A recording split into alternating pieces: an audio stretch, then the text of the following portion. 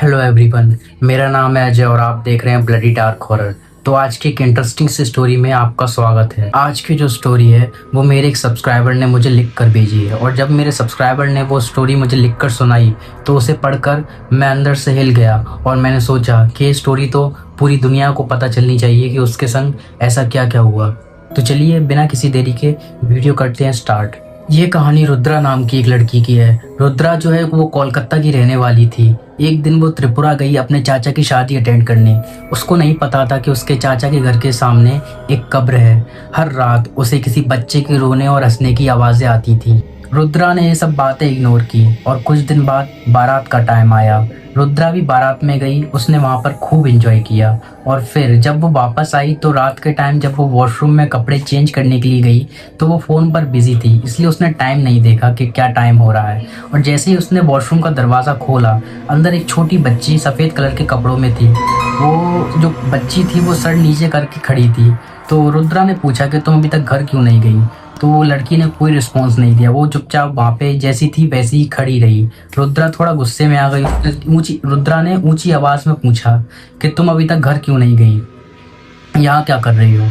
वो लड़की धीरे से उसने ऊपर देखा और जैसे ही उसने रुद्रा को देखा, रुद्रा की आंखें फटी की फटी रह गई। जो वो लड़की थी उसकी आंखें लाल थी और लड़की का जो गला था और जो शरीर था वो दोनों अलग अलग थे, जैसे मानो कि उसका सर हवा में ऐसा थोड़ा ऊपर फ्लोट कर रहा है।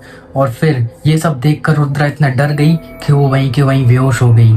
और जैसे ही वो सुबह उठी, उसके परिवार वालों, उसके मतलब रिश्तेदारों ने उसे उठाया और पूछा क्या हुआ। रुद्रा ने कोई जवाब नहीं दिया, लेकिन उसके अंदर ही अंदर इतना डर बैठ गया कि उस दिन के बाद मानो कि उसे मतलब नेगेटिविटी फील होने लगी कि उसके आसपास कोई है या फिर मतलब उसे नेगेटिव एनर्जीज फील होने लगी। और फिर कुछ दिन बाद जब वो कोलकाता चली गई तब भी उसके संग कुछ नॉर्मल नहीं हुआ। उसको अभी भी फील होता कि जैसे कि उसके आसपास कोई नेगेटिव एनर्जीज हैं। रुद्रा की लाइफ अब पूरी तरीके से चेंज हो चुकी थी। उसको हर पल हर जगह कुछ ना कुछ नेगेटिव एनर्जीज की मतलब फीलिंग होने लगी कि यहाँ पे कुछ तो नेगेटिव है, या वो फील करने लगी कि हाँ अब वो नॉर्मल लोगों की तरह नहीं रही। अब उसे मतलब पैरानॉर्मल एक्टिविटीज़ फील होने लगी है। कुछ दिनों बाद रुद्रा जो है वो जॉब के सिलसिले में बेंगलोर शिफ्ट हो गई।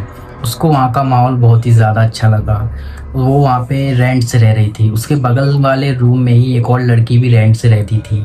इन दोनों ने कभी एक दूसरे का चेहरा तो नहीं देखा, पर रुद्रा हमेशा उससे अपने कमरे में ही बैठे बैठे आवाज़ों के ज़रिए बात कर लिया करती थी। वो लड़की उसकी रुद्रा की मतलब हर बात को पहले से ही जान जाती थी कि रुद्रा किस बारे में बात करना चाहती है। रुद्रा को लगा शायद ये उसे बहुत अच्छी तरीके से समझती है। रुद्रा के पास कभी इतना टाइम नहीं था कि वो कभी उससे जाके डायरेक्ट मिले, तो वो वैसे ही नॉर्मली जब जॉब से घर आती थी तो वो उससे रात के टाइम बात कर लिया करती थी। और वो लड़की भी कभी कभार उसे बड़ी अच्छी आवाज़ में गाना सुनाया करती थी। मतलब जब भी वो लड़की उससे बोलती थी मैं गाना सुनाऊँ, तो रुद्रा बोलती थी हाँ सुनाओ। तो वो लड़की जैसे ही गाना शुरू करती थी, उस लड़की की आवाज़ इतनी मीठी होती थी कि रुद्रा बिल्कुल शांत हो जाती थी। उसको उसकी आवाज़ इतनी अच्छी लगती थी कि वो बस उसका गाना सुनते ही रहती थी। ऐसे ही करते करते 2 महीने गुजर गए। रुद्रा जो है वो सुबह 6 बजे ऑफिस जाती थी। उसका ऑफिस थोड़ा दूर था, जयनगर साइड, तो इसलिए उसको कभी इतना टाइम ही नहीं मिला कि वो उस लड़की से जाके फेस टू फेस मिल ले, उसके साथ बैठकर 2 बातें कर ले। वो बस हमेशा अपने कमरे से ही रात के टाइम आकर बातें कर लिया करती थी। रुद्रा बस रात के टाइम ही उससे बातें कर पाती थी, वो भी अपने कमरे से ही, दोनों आवाज़ों के ज़रिए। एक दिन रुद्रा की तबीयत ख़राब हो गई। इसी बहाने उसने ऑफिस से छुट्टी ली और उसने रेस्ट करने का सोचा। बड़े टाइम बाद उसे खुद के लिए टाइम निकालने का मौका मिला, वरना वो ऑफिस के चक्कर में इतना बिजी रहती थी कि वो दिन भर उसका घर से बाहर ही हो जाता था। तो उसने दिन भर रेस्ट करा और शाम होते ही उसने सोचा क्यों ना मैं उस लड़की से अब फेस टू फेस मिलूं। अभी तक मुझे मौका ही नहीं मिला उससे रियल में मिलने का, या मतलब फेस टू फेस मिलने का। बस ऐसे कमरे से ही बातें करती रहती हूँ। क्यों ना आज मैं उससे डायरेक्टली जाके मिलूँ, कुछ हम दोनों एक दूसरे के सामने बैठ के बात करें, चाय पिएँ, और फिर मैं खाना अपने उसके साथ ही खा लूँगी आज बना के। हम दोनों आज एक साथ ही खाना बना के खा लेंगे। तो फिर उसने सोचा चलो ठीक है। रुद्रा ने उस लड़की को अपने कमरे से ही आवाज़ लगाया शाम को। उसको कोई आवाज़ नहीं आई। उसको लगा कि शायद बिजी है, तो रुद्रा उसके गेट के बाहर गई। रुद्रा ने देखा कि उसके गेट के बाहर ताला लगा है, तो उसने सोचा कि शायद वो भी कहीं बाहर गई है, शायद अपनी जॉब पे। रुद्रा ने सोचा चलो ठीक है, जब वो आ जाएगी तब मिल लूँगी। तो रुद्रा अपने कमरे में वापस चली गई और रात होते ही रुद्रा को फिर से आवाज़ आई उसी लड़की की कि क्या हुआ, आज तुम ऑफिस नहीं गई और मेरे दरवाजे के बाहर क्यों आई थी। ये सब सुनकर रुद्रा थोड़ी सी शॉक हो गई और उसने सोचा कि अगर ये घर पर थी तो इसने मेरी बातों का तब रिस्पॉन्स क्यों नहीं किया, और जब मैं इसके गेट के बाहर गई थी तो फिर इसके गेट के बाहर ताला क्यों लगा था। रुद्रा को अंदर ही अंदर थोड़ा सा डर लगने लगा और फिर जैसे तैसे उसने मतलब सुबह होने का इंतज़ार किया और जैसे तैसे उसने रात गुजार ली और सुबह होते ही वो सीधे उसके गेट के बाहर गई। उसने देखा कि उसके गेट के बाहर अभी भी ताला लगा है। उसके गेट के बाहर बगल से एक खिड़की थी। उसने उसकी खिड़की से झांक कर देखा तो अंदर कोई नहीं था, बस एक खाली चेयर बीचों बीच कमरे के रखी थी। रुद्रा ने एक पड़ोसी को बुलाया और पड़ोसी ने उससे कहा कि वहाँ पे तो 1 साल से कोई नहीं रहता। 1 साल पहले वहाँ पे एक लड़की रहती थी जिसने अपने बॉयफ्रेंड के चक्कर में सुसाइड कर लिया था और तब से वहाँ पे कोई रहने नहीं आया।